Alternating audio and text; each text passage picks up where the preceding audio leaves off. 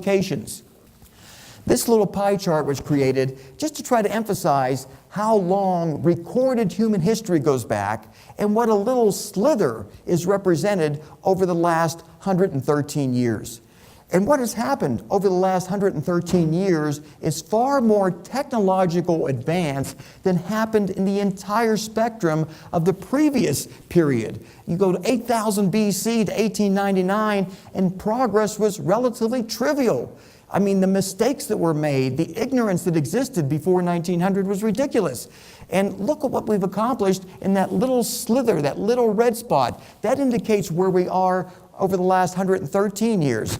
Now just imagine 100 years from now, when there's an even tinier slither, the accelerated technological progress that's going to result in the eradication of the degenerative diseases that we know today, the aging processes that we're suffering with, and these involuntary deaths that are so tragic. When we live, the period of time of when we live dictates how long we will live. And if you realize when this country was founded, the founding fathers, by the way, pretty much all suffered from a number of medical conditions. There was a book published recently called Revolutionary Medicine, and it described all of the health ailments of our founding fathers. And we thought that the founding fathers were vibrant, energetic people, and they were, but they suffered. And they also didn't live very long. At least the average person in 1800, 36 years of age.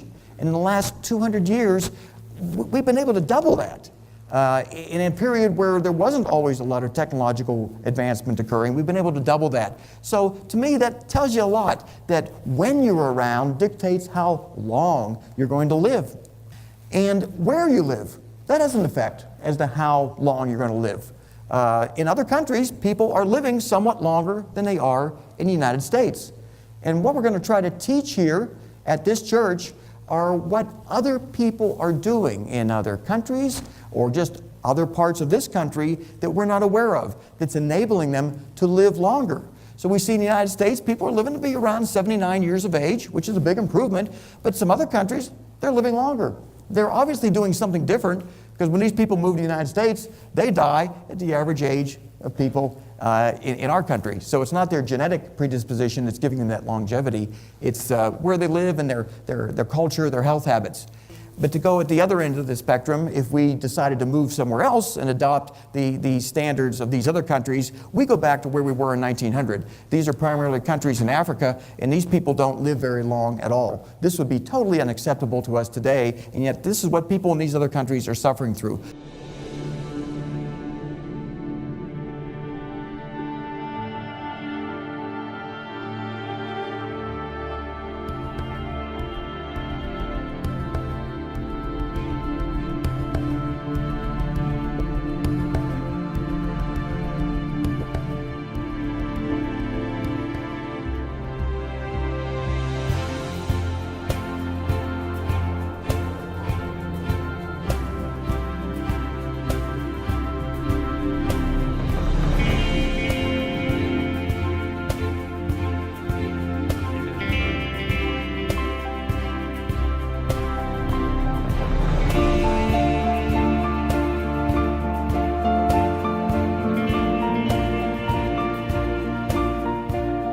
So where we live and when we live, that really determines how long we're going to live.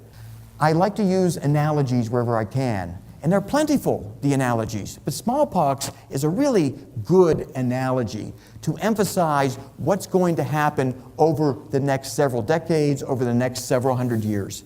But in the 20th century, that was last century we're talking about, 300 million people died of smallpox worldwide. Now that wasn't occurring so much in the United States, we're civilized countries, but throughout the world, 300 million. That's the entire population of the United States. They died of smallpox when there was already a way to prevent that disease from occurring. Historically, smallpox infected so many people, it was hard to imagine it would ever go away.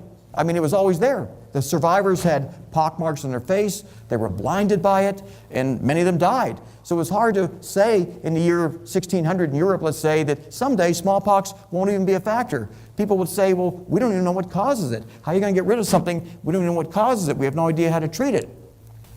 What was interesting, though, is everyone knows about Edward Jenner, I hope. Around 1796, he developed a cowpox vaccine that made people immune to smallpox. But before Jenner discovered that, in Asia, they were using pus from smallpox lesions and blowing that pus up their nose. Now, that killed some of them from smallpox. Some of them died. But for about 97% of them, it gave them immunity against smallpox for life. Now, this was being done in Asia while the Europeans were dying. Entire cities virtually wiped out with smallpox epidemics. And in Asia, they weren't suffering this because they had discovered something. But that information wasn't translated. It wasn't transferred from Asia to Europe. It got stuck in Asia. And I fear a lot of good information that exists right here and now. Right here and now, people don't know about it, and they're unnecessarily dying. It took 700 years for the Europeans to discover what the Asians were doing to prevent smallpox. All of that time, all of those deaths, we're probably talking about hundreds of millions of deaths at that point. The population of the world, of course, was smaller back then, but it was wiping out so many people. Smallpox, by the way, is one of the reasons why the Europeans were able to conquer the Western Hemisphere. They brought with them the diseases in which the Indians and the native populations had no immunity to, and this wiped out the native populations. So 1796, Edward Jenner discovers a smallpox vaccine. Harsh criticism was leveled against him for doing it. They thought what he was doing was immoral. Some people had some religious objections to it, but he pushed forward. By 1840, the British were making smallpox vaccinations available to everybody. So here in Britain, people were no longer dying of smallpox, whereas throughout most of the rest of the world, including the US, people were dying. And it was just an absolutely nasty disease. Again, this analogy. Here you had vaccines available, but they weren't being used. But we have an even better argument about defeating aging and defeating permanent death. And I say that because they were able to figure out how to eradicate smallpox without knowing what caused it. No one thought about viruses. No one thought about microorganisms causing disease back then. And yet they figured out a way to keep human beings from dying from it. We know so much more now about aging, disease, why people involuntarily die. We know so much more today than what they knew back then, and yet they achieved the eradication of one of the most prevalent causes of death. We're going to achieve that because we know a lot about what's going on with aging, and a lot of people in this room know a lot about aging, and they're doing a lot of good things about it right now. So just as smallpox was eradicated in Europe, we're going to eradicate aging today. Aging affects us all. I mean, no one gets a free pass when it comes to growing old and suffering degenerative diseases. And smallpox, of course, that affected everyone, rich, poor, no matter who you were vulnerable. And some of the more elite individuals in Europe suffered the aspects of smallpox. And if you survived it, it was nasty. When you see movies of people in the past, they're not really portraying these people accurately because most of them had pockmarks on their face because they were survivors of this horrible disease. And the blindness, the disabilities, it was a horrible illness. But the fact is, it went away. And people in the past couldn't have conceived of that going away, and yet it did. So we just look at that as just a natural progression of science. And we need to accelerate that science, and we're going to achieve that through the works of this church. So just as aging spares no one today, smallpox affected everybody. In the not-too-distant future, aging will be a relic of the past. We'll learn how to control it, slow it, and reverse it. It's going to happen. It's a matter of, are we going to do it in our lifetime? Or are we going to wait for some future generation to do it? So someone will be up on a podium like I am tonight talking about how horrible the aging process was to people. And the fact it doesn't exist anymore. So getting back to the prophet Nikolai Fedorov, he felt that God had not created mortals. That death was the penalty inflicted by our sins of sloth, our sins of discord. So Fedorov laid out some doctrines, And we've summarized these here, and they're translated from Russian, so that they're stated a little bit differently than what you might see them stated if they were written by someone fluent in English. But his first doctrine, I think, is a given. Man is an active creature and will always act. I don't think anyone would disagree with that for the most part. Number two, if man does not know what to do, he will do what he should not do. And that's what's happening today. Man is acting. He's always going to act, but he's doing what he should not do when it comes to advancing technologies that will result in the universal salvation of all mankind. Now, number three, man will cease doing what he should not do only when he knows what to do. And this is a mission of our church. We are here to educate, to facilitate the development of technologies that will result in universal salvation. It has to be taught. It's not something we're just born to know. It has to be taught. Man will give his energies to a cause when he regards it as duty. And for me personally, ever since I can remember, I've always felt an obligation to investigate why people get sick. Why do they age? Why do they die so young? And I've never known a person who died too old. They always died too young. Why did this happen? So I've always had that curiosity, but it doesn't exist in everybody.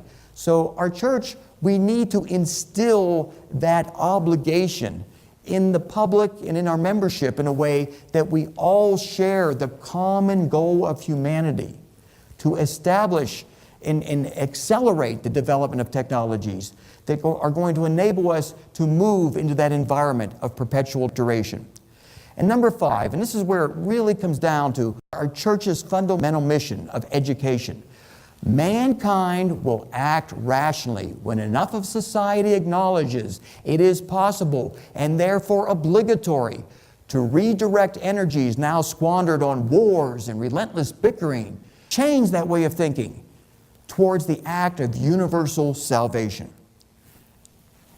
So again, analogies. We have to bring those to being. And these analogies aren't historic. These are going on right now. These are examples of man doing what he should not do. These are examples of mankind failing to feel he has an obligation to save his fellow man and even himself from needless death. And people are dying needlessly of cancer all the time when existing therapies have been proven to be effective. And we're going to talk right now about one overlooked drug, just one right now, that has resulted in millions of people needlessly dying. Now, aspirin long ago was shown to prevent heart attack. It took decades for the medical establishment to recognize that. And aspirin, by the way, has interesting anti-cancer effects to it. But a drug that has possibly even more profound anti-cancer effects is cimetidine. Cimetidine is the generic name for a drug that you probably have all heard of called Tagamet. It's taken to relieve heartburn. But a side effect of cimetidine when given to cancer patients is that it boosts immune function in a particular way that's extremely beneficial to cancer patients. What it does is it turns up the expression of their T helper cells and downregulates their T suppressor cells. What cancer cells do, it's really unique. They know that the immune system is kind of hostile to them, and they reprogram our immune system to turn off the ability to recognize and eradicate cancer cells. Cimetidine offsets that impact of cancer. Cimetidine also blocks the ability of metastatic cancer cells to adhere to the linings of the capillaries where they develop metastatic colonies. It also inhibits angiogenesis, which is the formation of new blood vessels that grow into tumors. Now, the documentation on cimetidine is overwhelming.